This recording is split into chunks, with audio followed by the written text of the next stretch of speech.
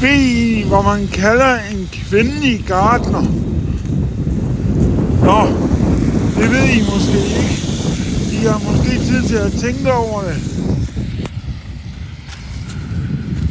Det kalder man selvfølgelig en plantesæk. Ha' en dejlig dag derude. Hvad er så forskellen på en kvinde og en højttaler? Man kan bare skrue ned for højttaleren. Hvad er det? Det er menneskets bedste ven og har 4 ben. Mange tror egentlig, det er en hund. Men det er selvfølgelig sofaen, man ligger på og donger den af. Ha' en glad dag. Det er fra mig i Aabenraa. Og havs nu, det er sofaen, og ikke en hund, det er menneskets bedste ven. Hvad sagde Harry Potter, da han gik ind på en stripklub i London? Hokus pokus, så er det kraftedeme patter i fokus. Men hvad sagde Voldemort, da han så en mand smide bukserne? Hokus pokus, så er det gearstang i fokus. Kære, lille Mette Frederiksen, eller Mette Mink, eller Mette Trump, eller hvad man nu kan kalde det. Du har snakket i telefon med Trump om Grønland. Og hvorfor har du mon det? Er du ude på at sælge Grønland, som er en dejlig feriested, og for dejligt for grønlænderne? De hører hjemme på Grønland, og ikke andre steder. Grønland er dansk og ikke amerikansk. Men ved du, hvad du så kan? Du kan lige gætte den her. Hvad kalder man en kvindelig plantesæk, som arbejder i Folketinget? Eller en kvindelig gartner, der arbejder i Folketinget. Det kalder man en plantesæk. Og du er en plantesæk, Mette Mink. Ved du egentlig, hvad ligheden mellem en god hund og en kvinde? De er begge to glade, når de har en kæp i munden.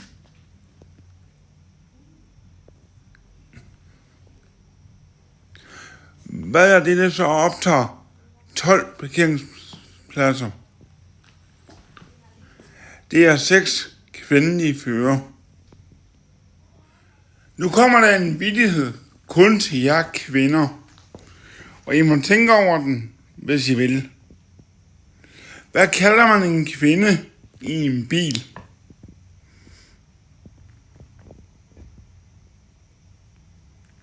Det kalder man sex på dæk.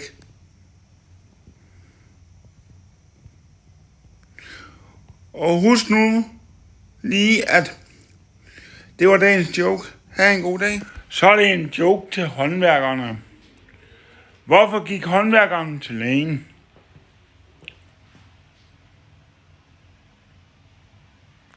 Det er fordi, han har fået en skrue løs.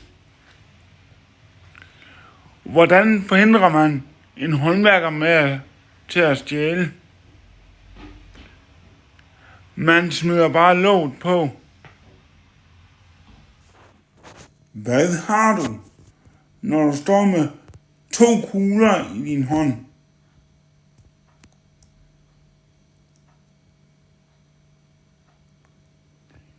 Så har du mændenes opmærksomhed.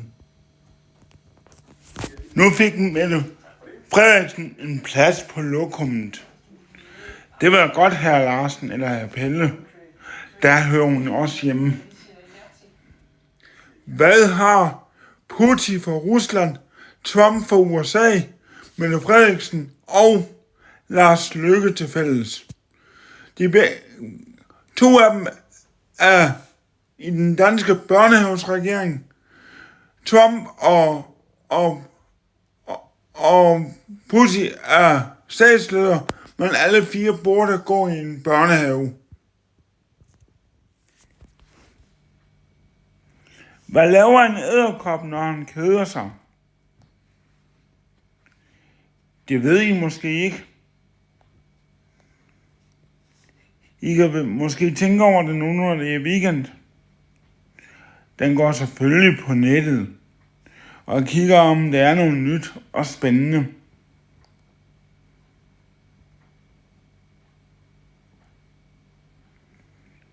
Ha' en god weekend. Ved I egentlig, hvorfor katte altid er så gode til computerspil? Det er fordi, de har 9 liv.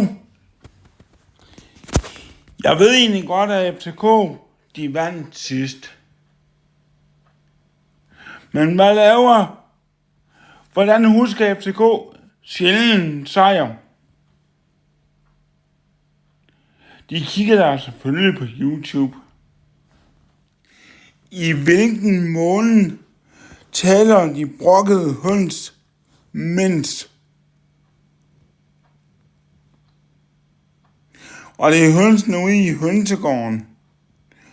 Og det er ikke kvinder, skal jeg lige understrege. Det er selvfølgelig i februar, fordi de er bange for at blive slagtet. Ved du egentlig, hvorfor blondiner altid har været i ørerne, når de er i svømmehallen?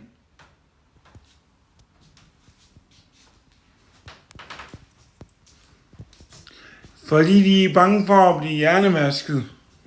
Hvad får man, hvis man mixer Mette Frederiksen, Putin og Trump? 3 statsledere i en børnehave. Hip hip hurra. Den ene bliver statsleder i USA i morgen. Den anden skulle have en kugle foran panden. Og den tredje skulle udskrive folketingsvalget.